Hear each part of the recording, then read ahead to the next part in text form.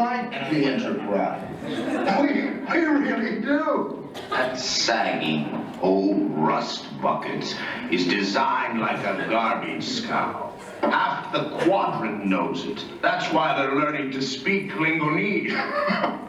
All right, so that's why you're here. Let's talk a little bit about constructed languages. Constructed languages, or conlangs, we divide them up into about 4 categories. We have auxiliary languages. These are languages designed to be like another global language because English and French and German and Mandarin and Cantonese and Latin aren't good enough. So you have people inventing languages like Esperanto. So everyone can speak Esperanto. And then some people don't like Esperanto, so they reinvent it as Ido. We have American Sign Language and British Sign Language and Australian Sign Language and German Sign Language, so people invent International Sign. And if you're like me and you're an academic and you go to conferences all over the world, wouldn't it be great if all scientists spoke the exact same language? Well, you've got interlingua for that. Another reason you might invent a constructed language is for an art lang. And then you've got languages like Klingon Hol, which you're all here to learn, Natvi, Dothraki, Kryptonian, that list is almost endless. Engineered languages are for people like me who want to run an experiment or there's a very specific purpose. So you've got Hungarian Prime, which was a reinvention of Hungarian for the purpose of a science experiment at the university a couple of years ago. Martian, we're going to teach people Martian and see what they do with it.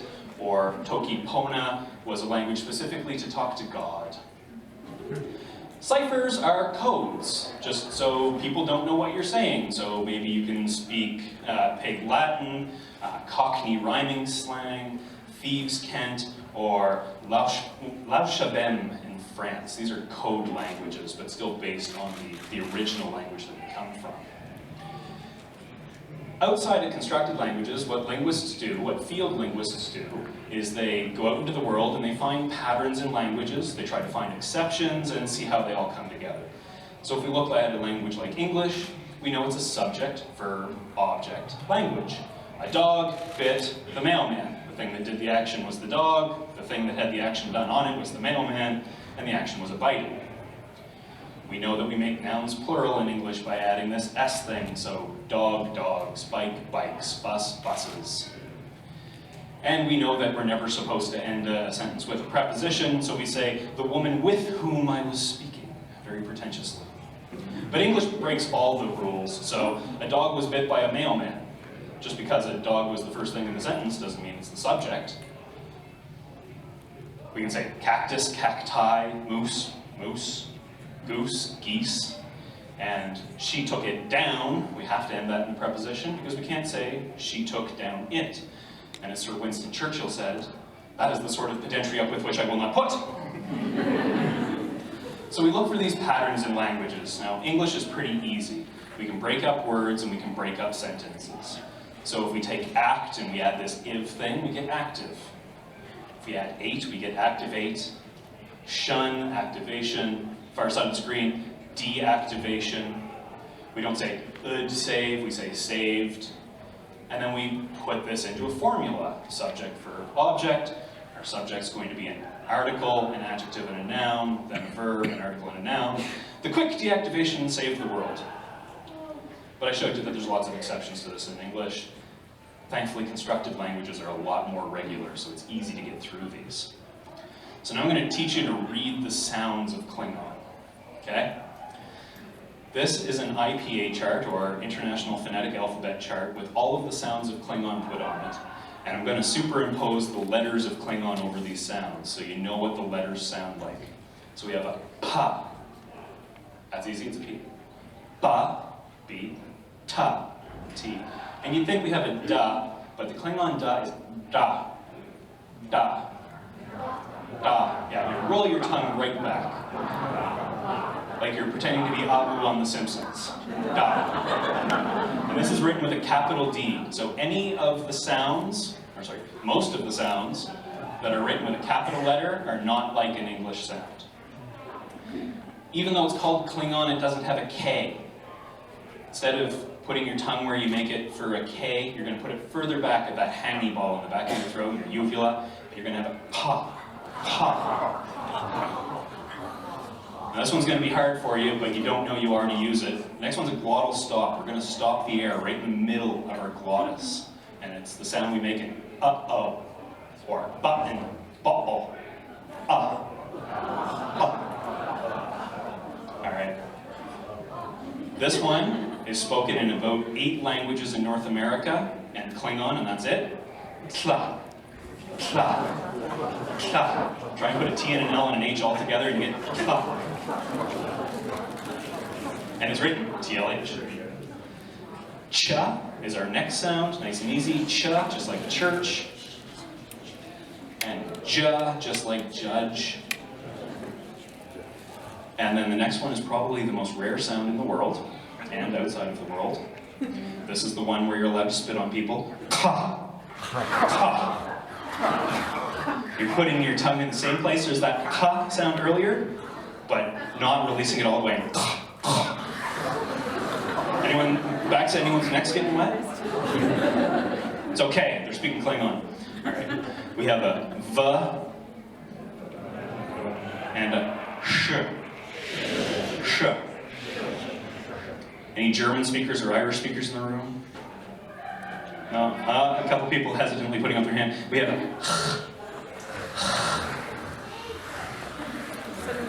okay. So if you have the difference between, if you feel your throat go you can feel on the Z your throat vibrates.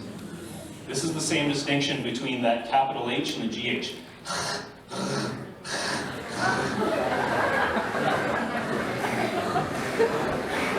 I wish my intro-linguistic students were this engaged. You guys need to come and teach them a thing or two. Okay. Then we have nice easy M, and this is the sound you get in ing. Now in English we can't put this at the first of a word, so this is going to be tricky, but this is your sound in tlhIngan. We have a good roll up the rim to win our W is our W, O is our L, and Y is our Y sound. Okay. Klingon only has 5 vowels. E, not E. E. U. O. A.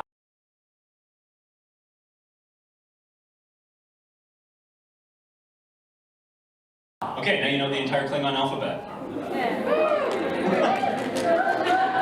So I brought in a special guest to help you learn maybe your second Klingon words, because you already know kapla. So here's our guest speaker. He's going to give you a sentence, and then you repeat it, all right?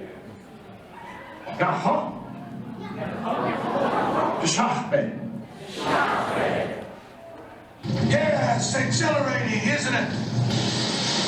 Okay. Totally true.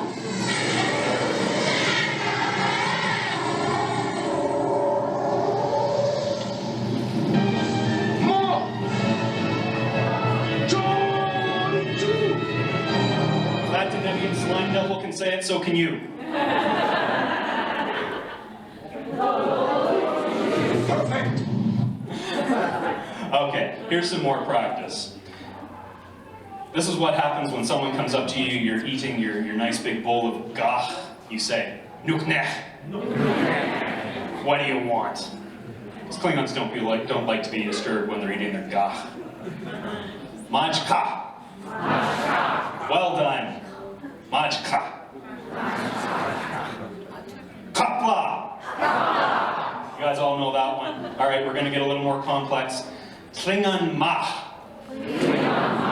We are Klingon. This is a victory chant. Ready for this one? Hoch eb me tijon. Hoch eb me tijon. Hoch eb me tijon. Seize every opportunity. Bach Deutsch och interpret A.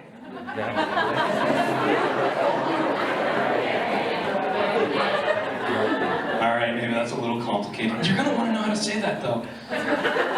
But if you mess up when you're speaking Klingon, you have to learn how to gain your honor back, and they have what they call replacement verbs. So dop da, Ho. Yichen mo.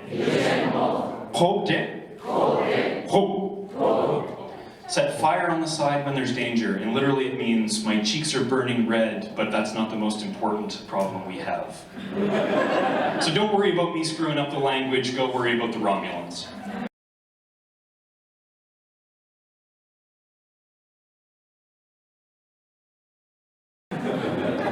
Okay, I was talking earlier about templates and how we use templates as field linguists to figure out if there's a pattern, what the pattern is, and how you break the pattern. Klingon is made with templates. So if you have a noun, you get some sort of base noun, and then you can add up to 5 suffixes, like our ing or our s or our id in English. So if you have a root noun, like ka, you can say home, so small. May. So this is a plural for things that can't use language.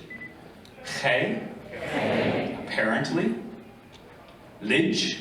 This is actually, again, things that can't use language. And causative mo. So, ka ho me he lij mo. Due to your apparent minor errors. One noun in Klingon. You don't have to add all 5 suffixes every time, though. You can get away with simpler nouns like pa, which, duck, in my room, pa which duck. You guys are good. You get a little simpler again. Ho, that language. Ho bam, this language. Or you can have just a basic noun, something like bat is your honor, or is an honor. Now if you're going to put a couple of nouns together, we can do what we call the noun-noun construction. And this is what we call a genitive. It's something of something else. So you can have Klingon, wo, bo. So Klingon, you knew empire and from. So this is from the empire of Klingon, or from the Klingon Empire. We can also put a verb in this, because Klingon doesn't have any adjectives. It has no way to describe things as being pointy or round or sharp or anything else. So we use what we call a stative verb. So if I say hooch, dodge, ha, his smooth forehead. Good Klingon has nice ridges, so you want to be able to insult someone by telling them they have a smooth forehead. Okay, did I scare anyone away with nouns? Because I'm going to with verbs, I'm sorry. So you can have a verbal prefix that agrees with both the subject and the object of the sentence simultaneously, the verb itself, and I'm going to give you a foreshadowing here, up to 10 suffixes. So this is the longest verb I can come up with in Klingon. So, shu is my third person plural to 0, kip. It's going to be the verb to hit. Chok is one another. Rope, ready. Ka, resume. Moch, cause. We don't have causatives in English very much, but it's in Klingon. Lach, able. Law, apparent. Tach, continuous. Nesh, honorific. Interrogative. So wedge, shu. I'm gonna mess this up. Shukip choch rope ra. See? Wedge. Shukip chok rup ka moch lach la tach nesh a. Okay, good enough.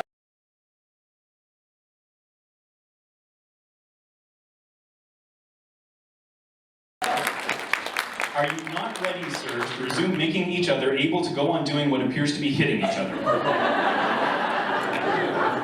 But it doesn't have to be that complicated. We can have one you already learned, so we can have yeah, chu, activate it, or engage. We can have just a simple verb, we can have ta, which is continue. And this is where that 10th possible suffix come in, and we call these the rovers.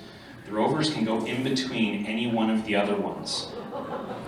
Depends on what you're doing. So to negate something, it's just be, which is continue not.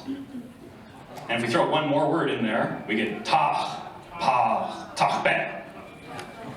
To be or not to be. So there's no verb to be in Klingon, so they had to go with continue. Now this little square that I've got highlighted in red here, the prefix, this deserves a slide of its own. And it's going to get scary again, I'm sorry.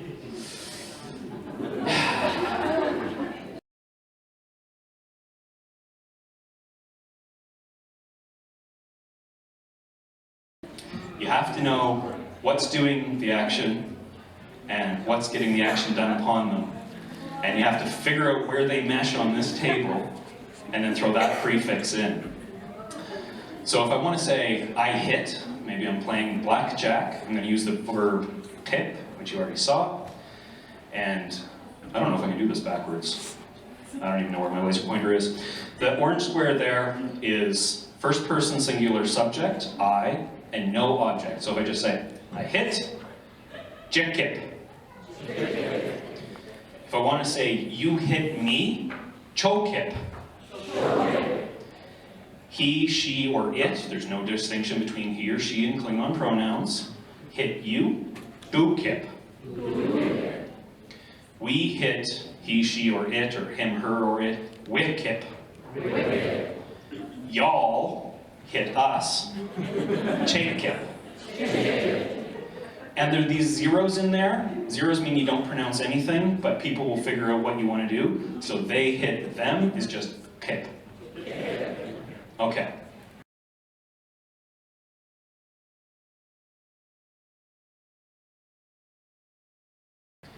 Now you know. Oh, the question already?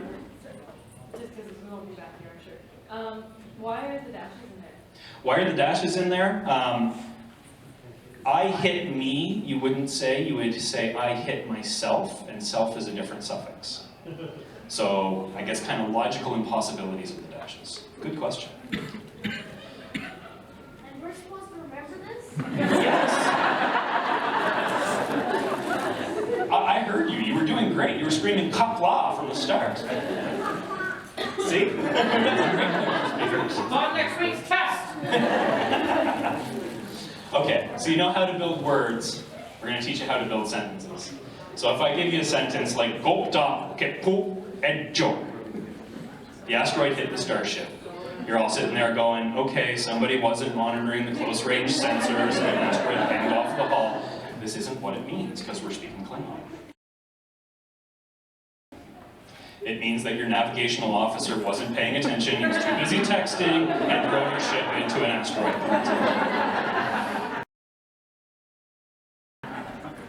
So there's 6 logical possibilities that a language can fall into with respect to subjects, verbs, and objects. Now in English we say SVO, subject, verb, object, John saw the cat. And English is like about 42% of the other world's languages. Japanese style languages are slightly more common. They're SOV, and they say John the cat saw, but it means the same thing as the English one.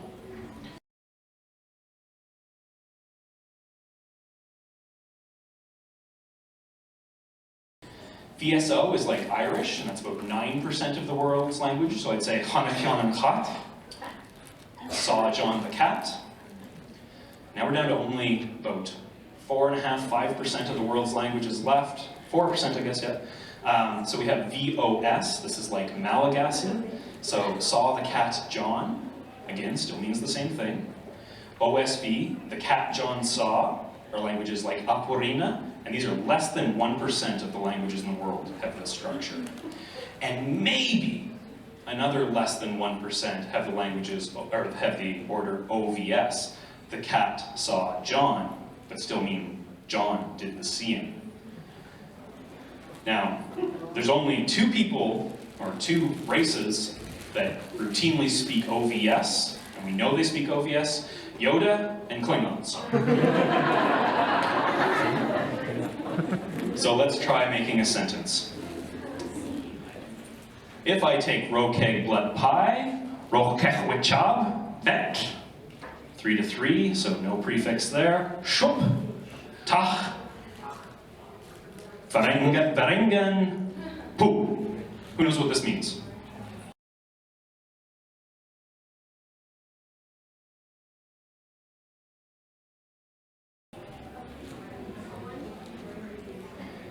Fringies are eating that rokeg blood pie. I was saving that for after this talk. Let's try another one. So we have dictionary, mouron. Again, we're going to use this 3 to 3. Chen moch, make. Pu, done. Rot wit, commander. Kok, so-called. Vet.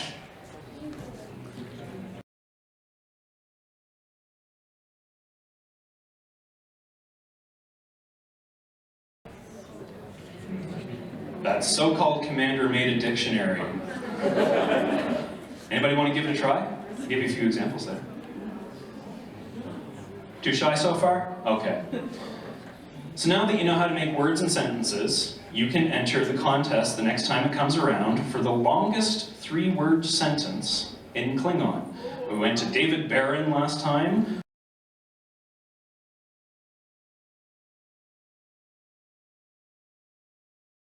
For Nabwit Apu Pokvam E Nucher Rukukach Machla Betla Nesh Shech Tach Na Charge Mo. The so-called great benefactors are seemingly unable to cause us to prepare to resume honorable suicide, which was already in progress due to their definite self-control. 3 words in Klingon. Okay, so you probably don't want to get that complicated off the bat. I don't want to get that complicated. I'm not a fluent Klingon speaker, so I can't rattle that off.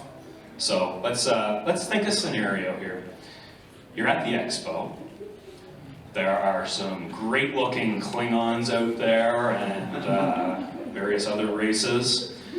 So you want to go up. Oh, I'm skipping ahead of myself. Sorry. I'm going to tell you things that mess with this order. If you have an adverb, something like definitely or honorably or certainly, you put that at the first of the sentence in front of the O. So, bat durash shuv po wariv. Warfat duras honorably.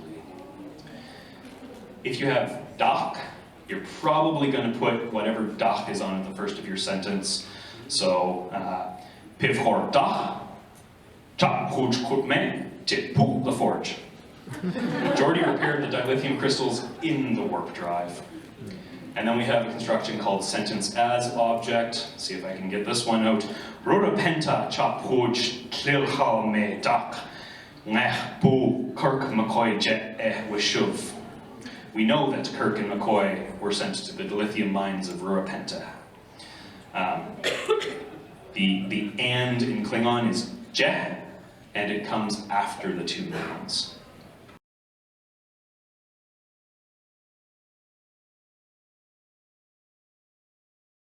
Okay, now I'm going to get you into some conversation practice because you see a really handsome Klingon man or woman out in the expo when you're going out later tonight. So you walk up to them and you say, tlhIngan ho da jatla. You need to know this if you're going to pick up a Klingon.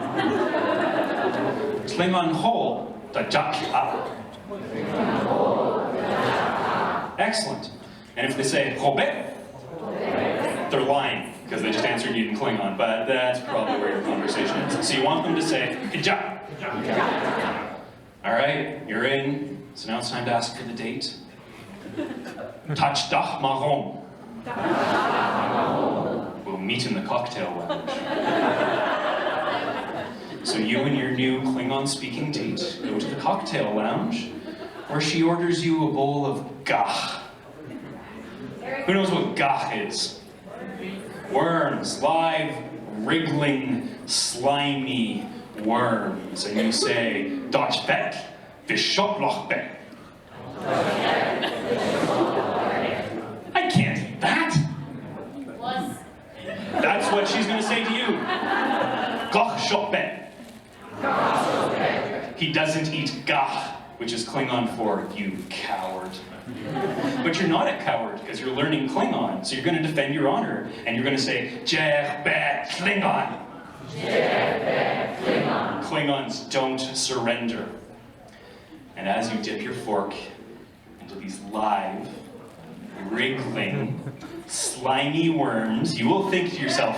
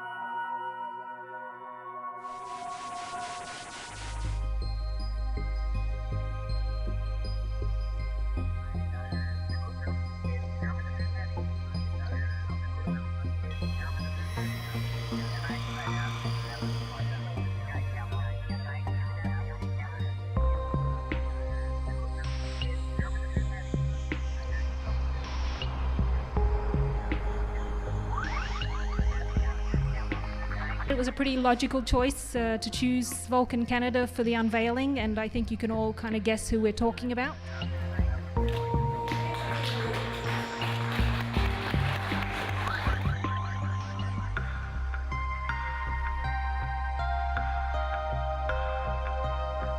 I'm proud to announce to you that Canada Post will be issuing a special series of Star Trek commemorative stamps beginning in May, including one of my father, and there it is. One of the greatest moments in his life was getting the star on the Hollywood Walk of Fame. Yes.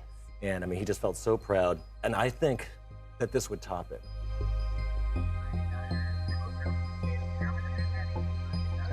We have a special sighting happening here today. We're unveiling the next stamp in our Star Trek series. We're going to pay tribute to another great doctor. This one you may have heard of. You may have heard of some of his accomplishments.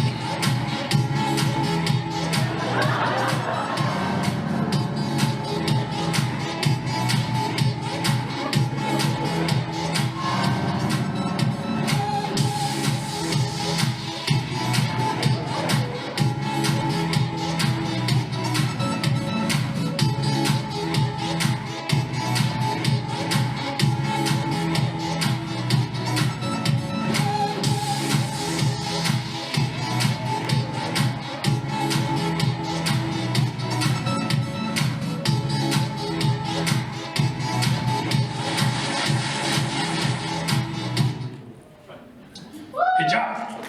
Okay, we've heard the message loud and clear. We have to force Canada Post to do something, so I need your help. Left side of the room, I want you to chant, "Jer be Klingon." Right side, you're going to give "Klingon mach." Jebek Klingon. Klingon ma. Jebek Klingon. Klingon ma. Jebek Klingon. Klingon ma. Jebek Klingon. Klingon ma. Jebek Klingon. Klingon ma. Jebek Klingon. Klingon ma. Jebek Klingon. Klingon ma. Jebek Klingon. Klingon ma. Jebek Klingon. Klingon ma. Okay, a representative from Canada Post just handed me a memo addressed to the Klingon Empire. Pekim, attention. On behalf of Canada Post and the comparatively fragile people of Earth, we wish to announce that the corporation wholly agrees that it would be unthinkable to produce a stamp issue celebrating the 50th anniversary of Star Trek without inclusion of the Klingon Empire, handsomely represented by Commander Kor. We hope that any perceived delay in presenting this most anticipated, and might we add, truly striking, stamp will not in any way affect the peaceful coexistence of our peoples. Retlo, go, Rokoinesh. Please don't kill us. We beg you. So, I need a couple of volunteers, 4 volunteers. That hand was up really fast. This guy here with the red hair. Someone's waving in the back there, and right here in the front. I'm not sure.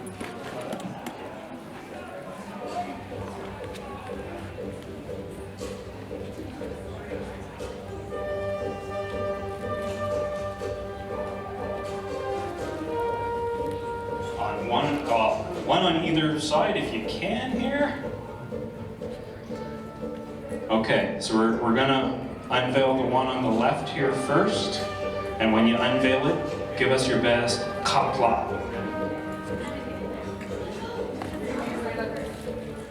All right, the other one. Kapla.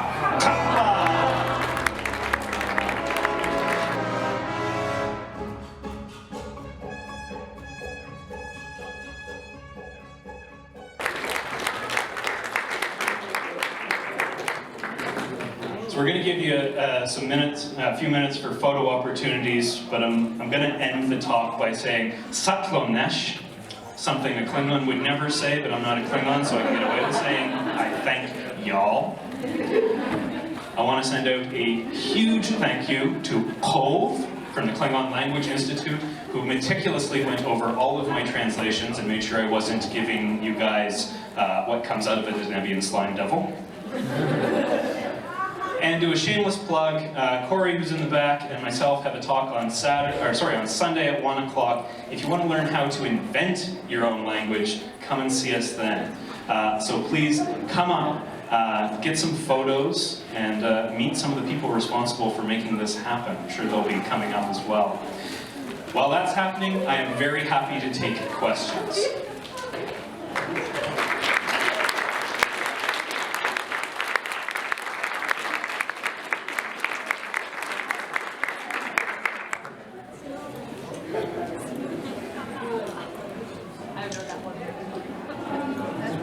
No questions?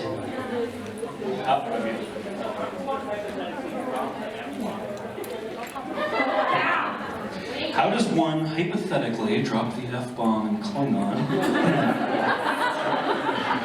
Remember there are kids here. Yep.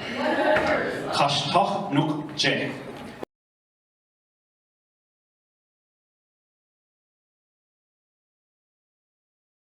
What the heck is happening? So this J at the end is how you turn anything into a swear word in Klingon.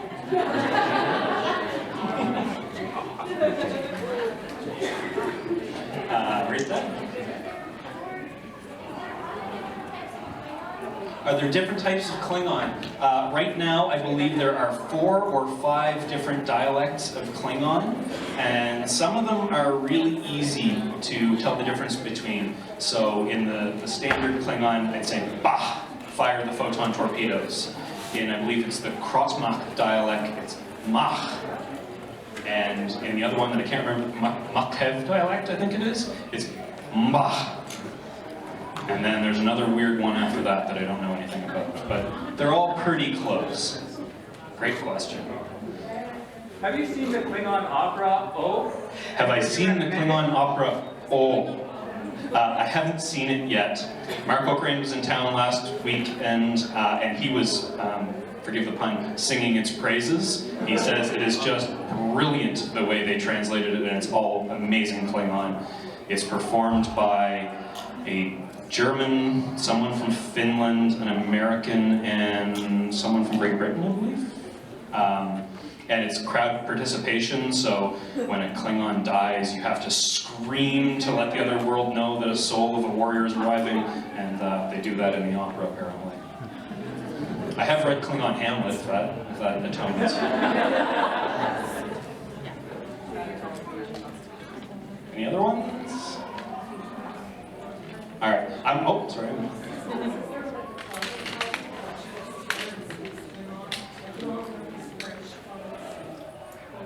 Not yet. Strongly encourage you to KLI.org, KlingonLanguageInstitute.org. They have a Facebook group, they have scholarships available, you can become members, they do speak to each other. I think the next big Klingon meeting is July in Chicago. There are somewhere between 20 and 100 fluent Klingon speakers. There are about 7,500 people that say they have some ability in Klingon, and some of them will take an oath that they will not speak anything but Klingon for the entire weekend, and they do so wonderfully. The Klingons are invading Balkan in July in Vulcan. There's going to be Klingons from the States, from Canada, and there is a ship in Edmonton. And there's one started here as well, so look it up, keg.org. There we go. And that was a beautiful Vulcan. All right, you guys have been amazing. Thank you very much. Feel free to come up and get some photos, and I'll hang around down front here in case you have other burning questions.